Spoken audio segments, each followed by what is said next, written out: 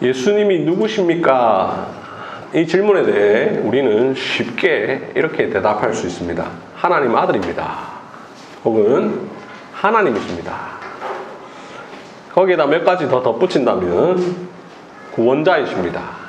혹은 구세주이십니다. 이렇게 말할 수 있습니다. 이렇게 쉽게 대답할 수 있지만 사실 예수님이 누구신지를 쉽게 말할 수 있는 것은 아닙니다. 예수님이 누구시냐는 질문에 대한 답은 그리 간단하지 않습니다. 왜냐하면 그분은 한두 마디로 설명할 수 있는 분이 아니기 때문입니다. 그분의 존재 자체가 위대하며 그분에게 속한 것들이 풍성하고 그분이 하신 일들이 매우 많기 때문이죠. 그래서 예수님이 누구신지를 간단하게 말할 수 없습니다. 예수님의 지혜를 다 설명할 수 없고 예수님의 사랑을 다 표현할 수 없습니다.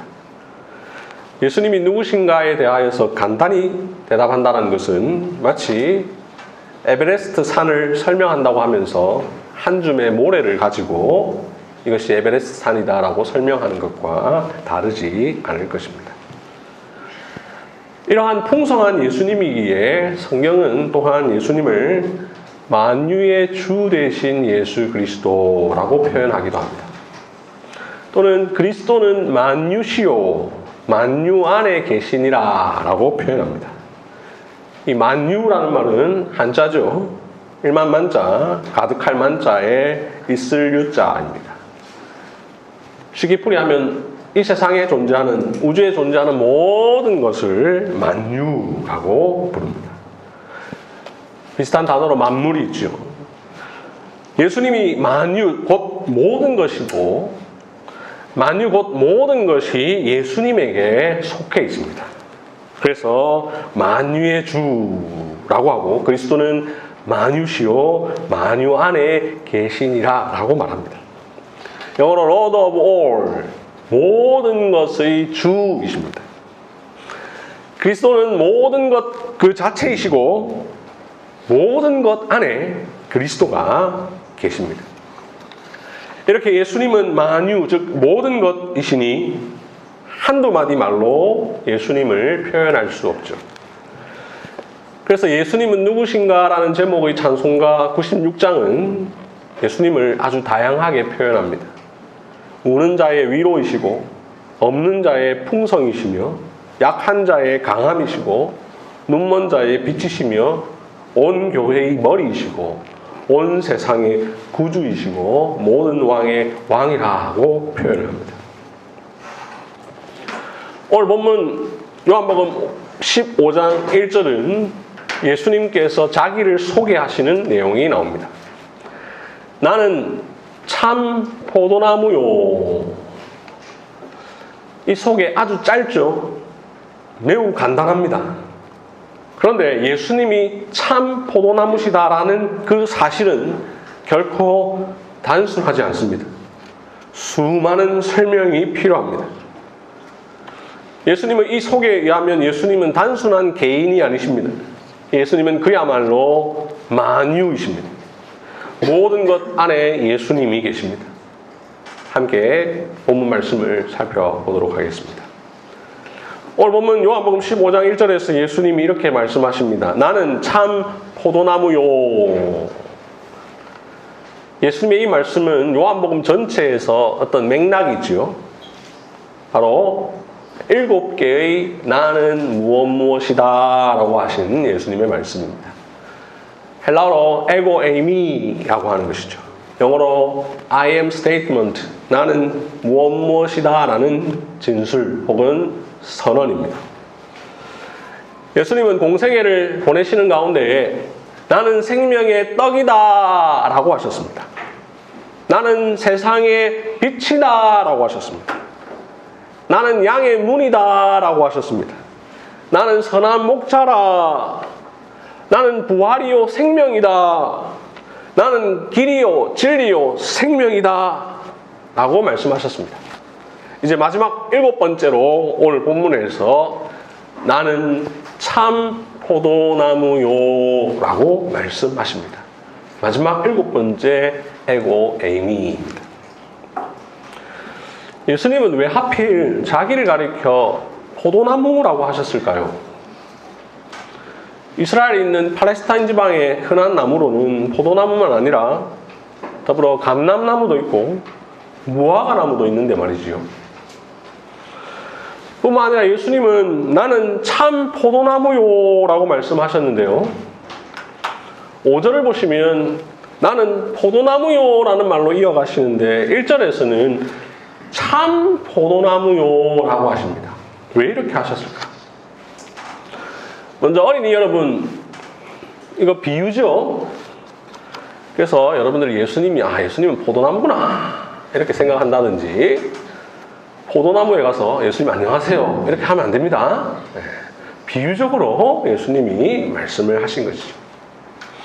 예수님께서 나는 참 포도나무요 라고 하신 것은 앞서 나는 생명의 떡이니 라고 하신 것, 나는 선한 목자다 라고 하신 것처럼 예수님이 어떤 분인지를 우리에게 쉽게 설명하기 위해서 비유로 말씀하신 예수님의 자기 계시입니다. 그래서 우리는 예수님의 이 짧은 말씀 속에 어떤 의미가 있다라는 것을 생각해 볼 필요가 있습니다. 그러면서 예수님께서 자신을 이렇게 비유로 말씀하실 때는 그 말이 갖고 있는 그 자체의 특성도 있겠지만 특별히 성경 안에서 이 말이 어떻게 사용되었는가를 생각해 볼 필요가 있습니다. 포도나무를 비유로 사용하신 것은 기본적으로 구약 성경의 내용을 배경으로 합니다. 포도나무는 이스라엘의 흔한 나무인데 특별히 하나님의 언약 백성들을 지칭할 때 사용되는 표현입니다. 그 증거가 있는 성경 구절들이 많이지만 그 가운데 몇 개를 보면 오늘 읽은 이사야 5장 7절에 무릇 만군의 여호와의 포도원은 이스라엘 족속이요 그가 기뻐하시는 나무는 유다 사람이라 라는 말씀이 나옵니다. 포도원은 이스라엘 족속이요 나무는 유다 사람이라 라는 말을 통해서 포도나무는 이스라엘을 가리킨다 라는 것을 알 수 있죠. 호세아 10장 1절에도 보면 이스라엘은 열매 맺는 무성한 포도나무라 라는 말씀이 나옵니다. 이렇게 포도나무는 구약에서 이스라엘을 지칭하는 표현입니다. 왜 이스라엘을 포도나무라 비유를 하셨을까? 시편 80편 8절을 보면 이런 말씀이 나옵니다. 주께서 한 포도나무를 애굽에서 가져다가 민족들을 쫓아내시고 그것을 심으셨나이다. 하나님은 오래전에 이스라엘이라는 민족을 선택하셔서 자기 백성으로 삼으셨습니다. 이를 위해서 그들을 이집트에서 건져내셨고 가나안 땅으로 옮기셨는데 그것이 곧 가나안 땅에 심으신 것과 같습니다. 그리고는 그들을 나의 포도나무라 부르셨습니다. 하나님께서 수많은 민족 중에서 특별히 이스라엘을 포도나무로 삼으신 것은 이스라엘이 대단해서가 아닙니다. 이스라엘은 당시 주변에 있는 여러 나라나 민족과 비교해 볼 때에 매우 작은 민족에 불과했습니다. 영토도 인구도 문명도 전혀 발달하지 않은 나라였습니다. 그럼에도 하나님의 은혜로 하나님의 기뻐하신 뜻대로 이스라엘을 선택하셨죠. 그래서 신명기 7장 6절 7절은 이렇게 말씀합니다. 너는 여호와 내 하나님의 성민이라 거룩한 백성이라.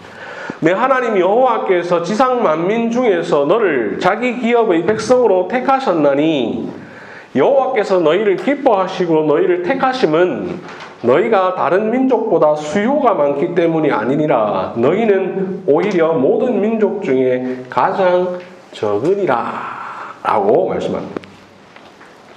그저 하나님의 은혜로 하나님의 기뻐하신 뜻대로 이스라엘을 택하셨습니다. 이스라엘을 택하사 자기 포도나무로 삼으신 하나님은 이스라엘을 통해 좋은 열매 맺기를 원하셨습니다. 그런데 여러분, 과연 이스라엘이 좋은 열매를 맺었을까요? 우리 함께 이사야 5장 2절 말씀을 볼까요? 이사야 5장 2절 말씀을 보면 땅을 파서 돌을 제하고 극상품 포도나무를 심었도다. 그 중에 망대를 세웠고 또 그 안에 술틀을 팠도다. 좋은 포도 맺기를 바랐더니 들포도를 맺었도다. 라고 말씀합니다. 하나님이 심으신 것은 분명 이스라엘 극상품 포도나무였습니다. 아주 좋은 포도나무를 심으셨습니다. 하나님은 이 포도나무인 이스라엘이 좋은 열매를 맺을 수 있도록 애를 쓰셨습니다. 그래서 땅을 파셨고 돌을 제하셨습니다. 그 중에 망대도 세우셨습니다. 그들이 풍성한 열매를 맺을 수 있도록 최적의 환경을 조성해 주셨습니다. 율법을 주셨고 선지자를 보내주셨으며 각양 좋은 은혜를 베풀어 주셨습니다. 그러니 이스라엘은 하나님을 위하여 극상품 포도나무로서의 합당한 좋은 포도 열매를 맺는 것이 바람직합니다. 그런데 이들이 어떻게 되었습니까? 좋은 포도 맺기를 바랐더니 들포도를 맺었도다. 현대인의 성경에 쓸모없는 포도를 맺었다라고 이야기합니다. 그 밑에 7절에서 말하는 것처럼 하나님은 그들에게 정의와 공의를 바라셨습니다. 이스라엘은 단순한 나라가 아니었습니다. 하나님의 백성이었습니다. 구약 교회였습니다. 그래서 정의와 공의를 행하는 나라가 되어야 했습니다. 제사장 나라가 되며 거룩한 백성이 되라라고 하신 그 말씀에 순종하여서 하나님의 율법에 따라 나라가 세워져야 했습니다. 그러나 이스라엘은 그 역할을 제대로 감당하지 못했습니다. 이스라엘은 오히려 선민의식에 사로잡혀 있었습니다. 제사장 나라로서의 그 의무를 상실한 채 교만과 아집에 사로잡혀 있었습니다. 완악하고 목이 곧았습니다. 정의와 공의라는 열매는 맺지 못하고 포악의 열매, 들포도의 열매를 맺을 뿐이었습니다. 이스라엘은 범죄하여 좋은 소출을 내는 데 있어서 실패하여 참 이스라엘의 자격을 상실했습니다. 그래서 2절에 이어서 4절에서도 이렇게 말합니다. 내가 좋은 포도 맺기를 기다렸거늘 들포도를 맺으면 어찌 됨인고. 이러한 이스라엘에 대하여 하나님이 어떻게 하셨을까요? 5절 6절을 보시면 이제 내가 내 포도원에 대하여 어떻게 행할지 너희에게 이르리라. 내가 울타리를 걷어 먹힘을 당하게 하며 그 담을 헐어 짓밟히게 할 것이요 내가 그것을 황폐하게 하리니 다시는 가지를 자름이나 북을 돋우지 못하여 찔레와 가시가 날 것이며 내가 또 구름에게 명하여 그 위에 비를 내리지 못하게 하리라 하셨으니. 울타리를 걷어버리십니다. 먹힘을 당하게 한다. 여기 먹힘이라는 단어에 난해주가 달려있는데 보면 불사름이라고 되어 있죠. 포도원이 불사르게 되도록 두신다. 담을 헐어 짓밟게 하신다. 황폐하게 하신다. 가지에서는 찔레와 가시가 나게 하신다.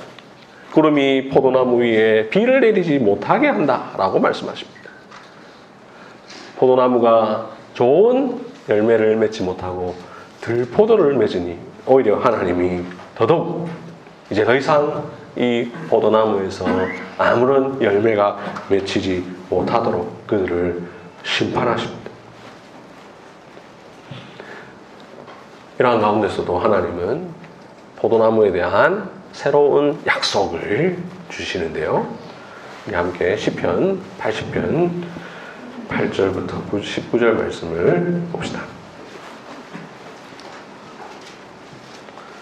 시편 80편 8절부터 19절. 8절을 보시면 이스라엘이 포도나무다라는 것을 우리 다시 한 번 더 확인할 수 있죠. 하나님께서 이집트에서 이스라엘을 구원하셔서 가나안 땅에 있던 7 족속, 즉 민족들을 쫓아내셨습니다. 포도나무를 심어야 할 자리에 나쁜 것들이 있었기 때문에, 그래서 돌을 다 주워내시고 그곳에 뿌리 박으며 살 수 있도록 정지 작업을 하나님께서 대신 해주셨습니다. 그리고 이곳에 이스라엘이라는 포도나무를 심으셨습니다. 하나님은 단순히 심기만 하신 것이 아니었습니다. 9절부터 11절을 보시면 하나님께서 가꾸셨습니다. 그래서 옮겨 심은 포도나무가 뿌리 깊이 땅에 박혔습니다. 그렇게 심은 포도나무가 잘 자라서 그늘을 만들 정도였고, 그 그늘이 산을 가릴 정도였습니다. 가지는 바닥까지 뻗었고 넝쿨이 강까지 미쳤다라고 11절이 말합니다. 11절의 바다는 지중해를 말합니다. 강은 난해주에 나와 있는 것처럼 유브라데 강입니다. 실제 이스라엘의 역사를 보면 이스라엘이 이집트를 떠나서 가나안 땅에 와서 최종적으로 정착한 그 땅의 경계가 북쪽으로는 유브라데 강이요, 서쪽으로는 지중해입니다. 이렇게 하나님께서 애굽에서 가나안 땅에 옮겨 심으신 포도나무 이스라엘은 처음에는 잘 자랐습니다. 하나님의 은혜로. 이렇게 잘 자란 포도나무이지만 어찌된 일인지 12절을 보면 주인이 담을 헐어버립니다. 지나가는 사람들이 포도를 따먹습니다. 13절을 보면 숲속의 멧돼지들과 들짐승들이 포도원을 훼손합니다. 이 멧돼지와 들짐승은 이스라엘을 공격하는 이방 민족입니다. 왜 이렇게 되었을까? 왜 좋았던 포도나무가 이런 지경에 이르렀을까? 이스라엘의 타락 때문입니다.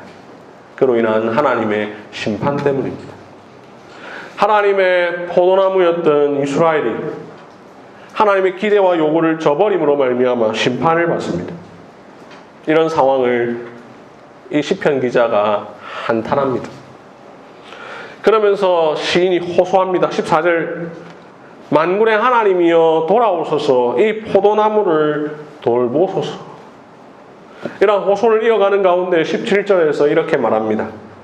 주의 오른쪽에 있는 자 곧 주를 위하여 힘있게 하신 인자에게 주의 손을 얹으소서. 여기 나오는 주의 오른쪽에 있는 자 곧 주를 위하여 힘있게 하신 인자, 이게 누구겠습니까? 장차 오실 메시아죠. 그리스도입니다. 아직 여기서 누군지 잘 안 드러났지만 궁극적으로는 예수님입니다.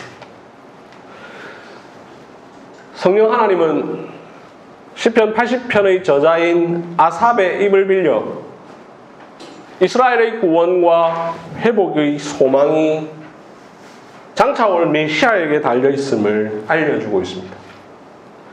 주의 오른쪽에 있는 자를 통해 포도원 이스라엘이 회복될 것, 다시 소생할 것을 알리고 있습니다.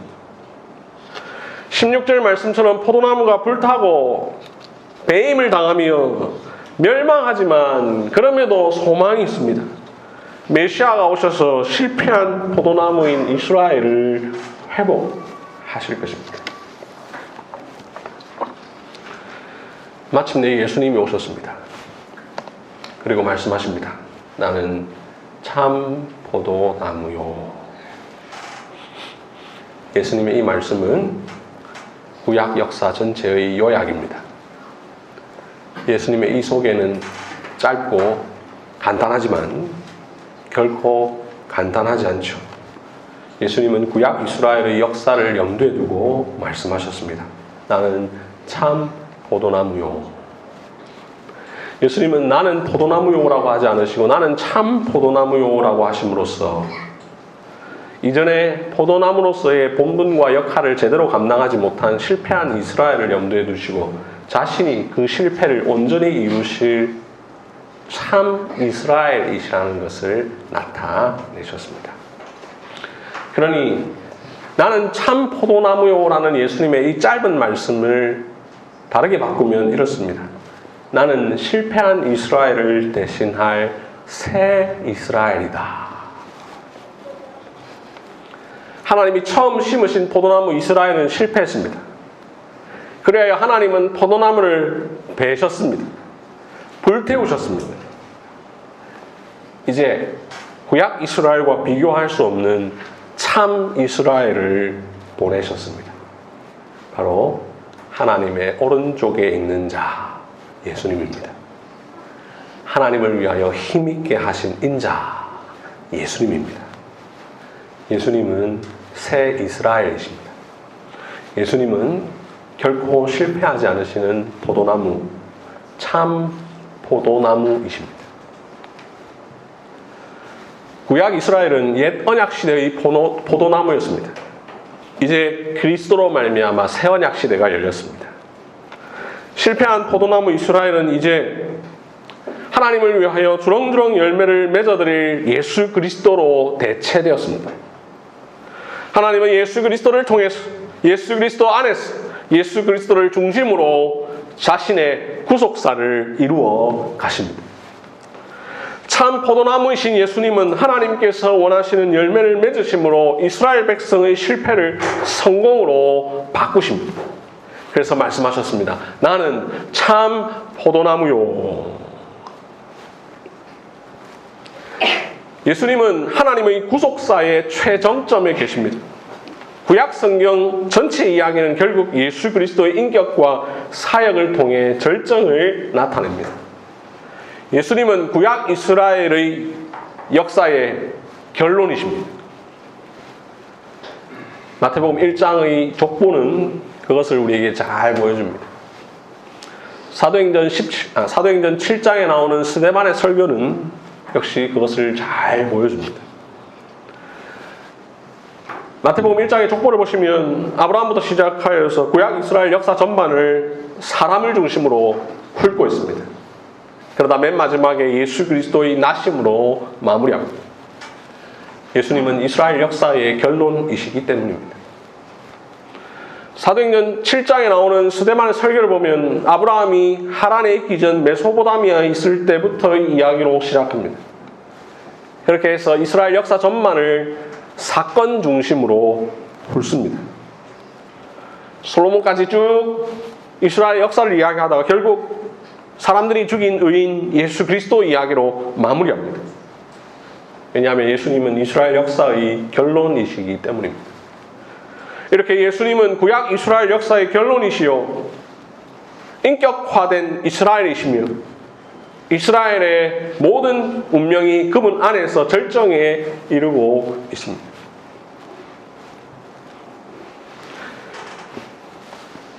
신약성경 서신서의 중요한 주제 중에 하나는 누가 이스라엘인가 하는 것입니다. 복음이 예루살렘과 온 유대를 넘어 사마리아와 땅끝까지 이르러 쭉 전파되는 과정 가운데 유대인들은 여전히 선민의식에 사로잡혀 있었습니다. 심지어 기독교를 받아들인 유대인들조차 그러했습니다. 그래서 모세의 법대로 할례를 받지 않으면 구원을 얻지 못한다라고 잘못 가르치기도 했습니다. 할례파와 무할례파로 구분짓고 자신들이 할례파임을 자랑스럽게 여겼습니다. 여기에 대해 그야말로 이스라엘이요 아브라함의 씨요 히브리인 중의 히브리인으로서 난지 8일 만에 할례를 받고 율법의 의로는 흠이 없던 바울은 서신서 곳곳에서 육체적 이스라엘이 아니라 영적 이스라엘이 진짜 이스라엘이라는 사실을 강조합니다. 대표적으로 로마서 2장 28절 무릇 표면적 유대인이 아니요 표면적 육신의 할례가 아니니라 라고 말씀하고 로마서 9장 6절 7절에서는 이스라엘에게서 난 그들이 다 이스라엘이 아니요 또한 아브라함의 씨가 다 그의 자녀가 아니라 오직 이삭으로부터 난 자라야 내시라 불리라 라고 말씀합니다. 또 다른 대표적인 본문 갈라디아서 6장 16절 있는데 함께 찾아보겠습니다. 갈라디아서 6장 16절 말씀.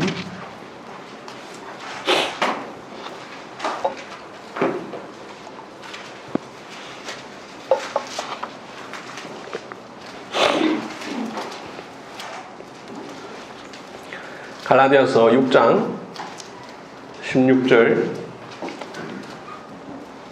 무릇 이 규례를 행하는 자에게와 하나님의 이스라엘에게 평강과 긍휼이 있을지어다. 여기 하나님의 이스라엘에게 라는 표현이 나오죠. 이 편지의 수신자인 갈라디아 교회가 있는 그 갈라디아 지역은 당시로는 갑바도기아와 소아시아 사이에 있는 곳이고 오늘날에는 튀르키예 지역, 즉 이곳은 이스라엘 땅이 아닙니다. 이 편지를 받는 갈라디아 사람들은 할례받지 않은 이방인들입니다. 그런데 그들에게 하나님의 이스라엘이라고 부릅니다. 왜 그렇습니까? 참 포도나무이신 예수 그리스도 안에 있는 자들이야말로 이스라엘이기 때문입니다. 그러면서 바로 위에 15절은 이렇게 말하죠. 할례나 무할례가 아무것도 아니로되 오직 새로 지으심을 받는 것만이 중요하니라. 이제 육체적 이스라엘이 이스라엘이 아니고 예수 그리스도에게 속한 자, 그가 이스라엘입니다. 누가 이스라엘인가? 지금 현재 팔레스타인에 살고 있는 이스라엘 국민들, 유대인들, 그리고 전 세계에 흩어져 있는 유대인들은 자신이 이스라엘이라 생각합니다. 자신이 여전히 하나님의 포도나무라 생각합니다. 심지어 그리스도인들 중에도 세대주의자들, 성경 문자주의자들, 그 외에 성경에 무지한 일부 그리스도인들 중에는 민족적 이스라엘을 성경이 말하는 이스라엘로 오해합니다. 백투 예루살렘을 말하는 인터콕과 같은 단체들도 그런 오해를 합니다. 심지어 거제도에 있는 우리 교단에서 제일 큰 교회 강단에는 이스라엘 국기가 걸려 있습니다. 그러나 이스라엘 민족, 유대 민족은 더 이상 포도나무가 아닙니다. 혈통상 유대인들이 아브라함의 후손이 아닙니다. 지금 팔레스타인에 사는 이스라엘 사람들이 아브라함의 후손이 아닙니다. 이스라엘 민족은 여전히 그리스도를 알지 못합니다. 그들에게 참 포도나무이신 예수 그리스도가 필요하다는 사실을 깨닫지 못합니다. 이제 예수 그리스도가 참 포도나무이십니다. 예수 그리스도 안에 있는 자가 참 이스라엘입니다. 예수님으로 말미암아 새로 지으심을 받은 교회 공동체가 포도나무입니다. 참으로 아브라함과 다윗의 자손으로 오신 예수 그리스도를 믿는 우리들이 아브라함의 후손입니다. 이스라엘은 교회로 대체되었습니다. 교회와 성도를 통하여 이스라엘과 유대인이 실패한 것이 완성되었고 완성될 것입니다. 말씀을 맺겠습니다. 나는 참 포도나무요. 예수님의 이 선언에 대해 무지한 이들은 포도나무라고 하는 그 나무의 일반적 특성을 막 찾아서 설명하겠지만 그렇게 하는 것은 예수님의 의도에서 매우 크게 벗어난 것입니다. 이 짧은 예수님의 자기 선언 속에는 성경 전체의 구속사가 담겨 있습니다.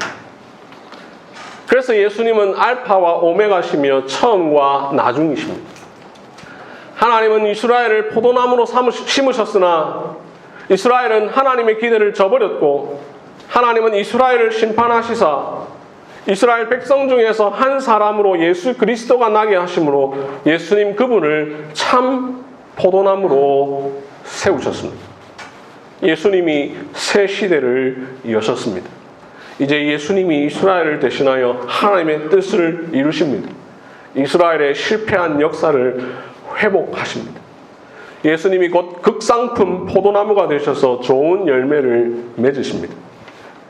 그 예수님에게 접붙여진 우리가 참 포도나무의 가지가 되었으니 예수님은 우리를 통해 구약 이스라엘이 맺지 못한 열매를 맺어 가실 것입니다. 그러므로 우리는 참 포도나무이신 예수 그리스도에게 견고하게 붙어 있는 가지가 되어야 할 것입니다. 아멘.